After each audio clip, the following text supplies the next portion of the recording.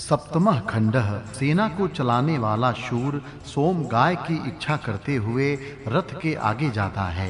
इसकी सेना आनंदित होती है। मित्रों के लिए, याजकों के लिए इंद्र की प्रार्थना को कल्याणकारी बनाते हुए तेजस्वी वस्त्रों को धारण करता है। याजकों का समूह सोम गाय की इच्छा करता है। सोम अपने में गाय का दूध मिलाया जाए ऐसी इच्छा करता है। सब याजकों को आनंद होता है।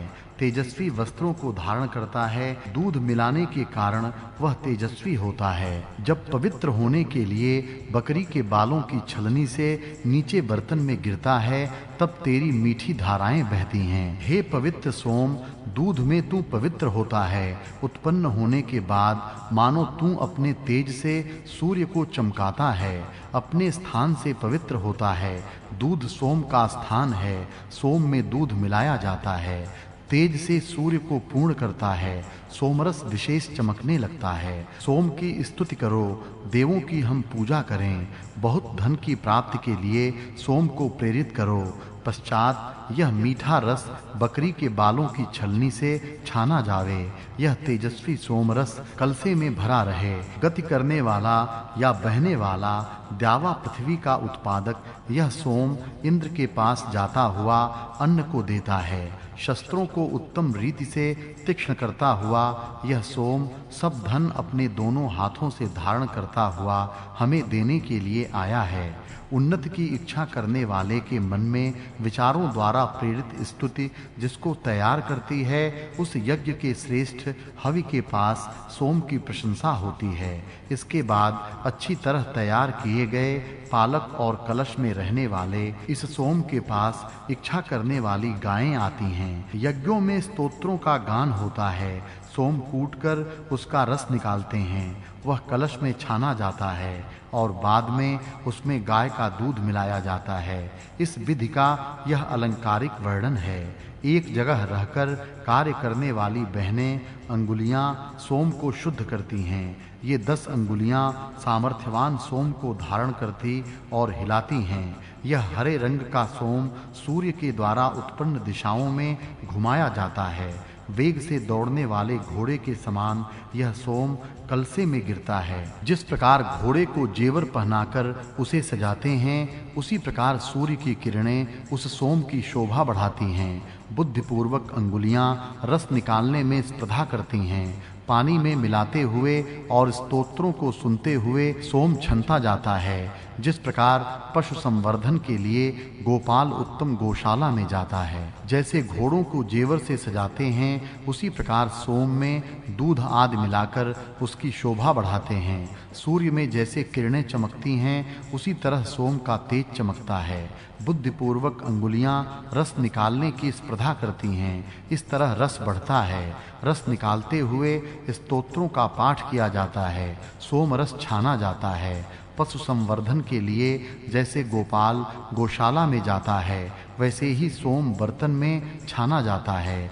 नीचे रखे बर्तनों में छाना जाने वाला इंद्र का बल बढ़ाने वाला, याजकों को धन देता हुआ बल का राजा सोम आनंद बढ़ाने के लिए छाना जाता है। वह राक्षसों को मारता है और दुष्टों को दूर करता है।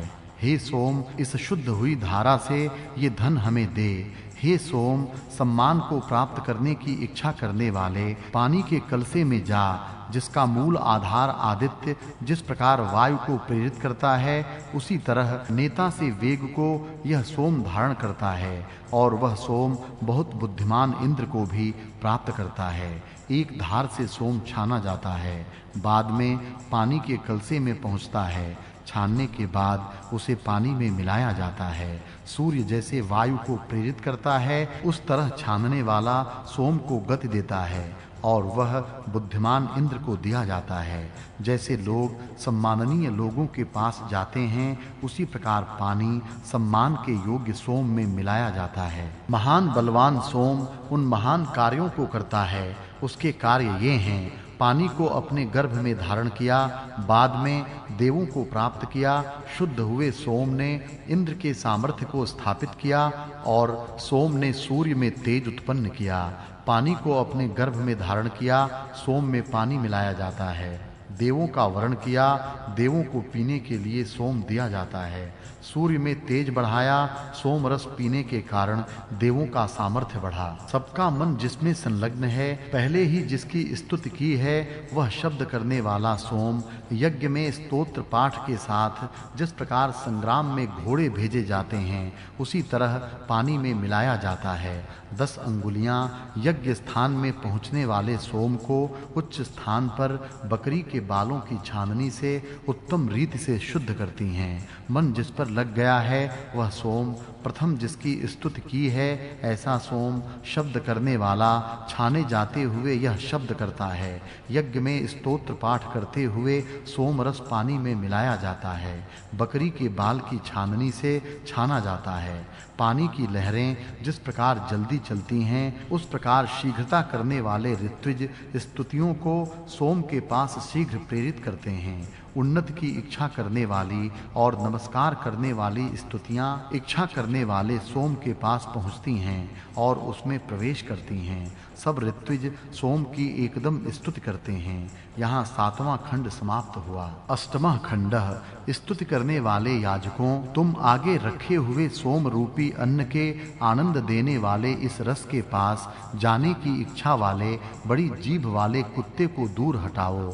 कुत्ते सोम रस न चाटें, ऐसा करो। पोषण करने वाला, सेवन करने योग्य, शोभावान ऐसा यह सोम रस छाना जाता हुआ नीचे के बर्तन में गिरता है। सब प्राणियों का पालन करने वाला यह सोम रस दोनों ही द्युलोक और पृथ्वी लोक को अपने तेज से प्रकाशित करता है। सोम रस चमकता है, इसलिए आलंकारिक भाषा में उन दोनों लोकों को प्रकाशित करने वाला बताया है। मीठे और आनंद बढ़ाने वाले सोम रस छानते हुए इंद्र के लिए तैयार होते हैं। हे सोम, तुम्हारे ये आनंददायक रस देवों के पास पहुँचें। मार्गों को उत्तम रीति से जानने वाले, मित्र के समान रस निकाले हुए, निष्पाप मन को उत्तमता से एकाग्र करने वाले आत्मज्ञानी ये सोम रस हमारे लिए पवित्र होते हैं, छाने जाते हैं। हे सोम, सैकड़ों जिसकी प्रशंसा करते हैं, हजारों का जो पोषण करता है, बहुत तेजस्वी, विशेष प्रकाश की अपेक्षा भी अधिक प्रकाशमान, बल बढ़ाने वाले, धन हमें दे। विशेष तेजस्वी लोकों से भी यह सोम अधिक तेजस्वी है। गौ माताएं पहली आयु में उत्पन्न हुए बछड़े को चाटती हैं, उस प्रकार द्रोह न करने वाले जल इंद्र के प्रिय और चाहने योग्य सोम को प्राप्त होते हैं। द्रोह न करने वाले जल इंद्र को प्रिय लगने वाले सोम को प्राप्त होते हैं। जल सोम रस में मिलाया जाता है। सबों से पूजनीय और शत्रु का पराजय करने वाले सोम को जैसे पुरुषार्थ प्रकट करने वाले धनुष लेकर उस पर डोरी चढ़ाते हैं, उसी प्रकार ऋत्विज छानने के लिए तैयार करते हैं। विद्वानों के आगे पृथ्वी पर पूजित होने वाले अध्वर्यु स्वच्छ गाय के दूध को बलवान सोम के रूप में चमकाने के लिए आच्छादित करते हैं। क्षत्रिय जिस प्रकार धनुष पर डोरी चढ़ाकर युद्ध की तैयारी करते हैं, उसी प्रकार ऋत्विज सोम छानने की तैयारी करते हैं। स्वच्छ गाय के दूध से सोम रस को ढक देते हैं, अर्थात सोम रस में गाय का दूध मिलाते हैं। सुंदर हरे रंग के और भूरे रंग के उस सोम को उनकी छाननी से छाना जाता है। यह सोम सब देवों के पास अपने आनंददायक गुणों के साथ रहता है। सोम का रस निकालने के बाद उसका अन्न का वह वर्णन सभी मनुष्य न सुने। जैसे दान दक्षिणा से रहित यज्ञ को भृगु ऋषि ने दूर कर दिया, उसी प्रकार कुत्ते को दूर करो। सोम रस के उस वर्णन को सभी आदमी न सुने, केवल विशेष योग्यता वाले ही सुने। यहाँ 8वां खंड समाप्त हुआ। 9वां खंडः अन्न अर्थात हितकारक सोम प्रिय जलों में मिलाकर छाना जाता है। उन जलों में वह मिलकर बढ़ता है। बाद में महान होकर महान सूर्य के सब जगह जाने वाले रथ पर विश्व को देखने वाला सोम चढ़ता है। किसी दूसरे के द्वारा प्रेरित न होने वाले हरे रंग के उत्तम रीति से निकाले गए सोम रस हमारे यज्ञ में हमें प्राप्त हों। दान न करने वाले हमारे शत्रु अन्न की इच्छा करते हुए भूखे अन्न के पाने वाले होवें।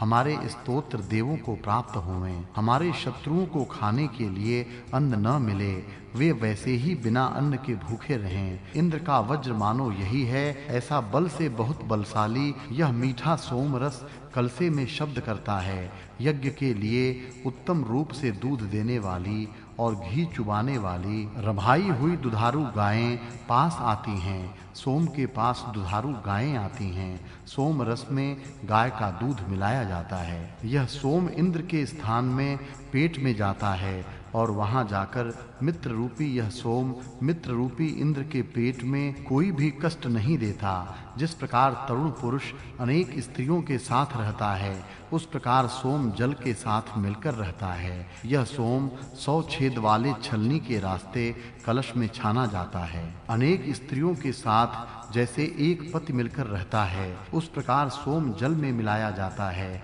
अर्थात सोम रस बहुत सारे जल में मिलाया जाता है।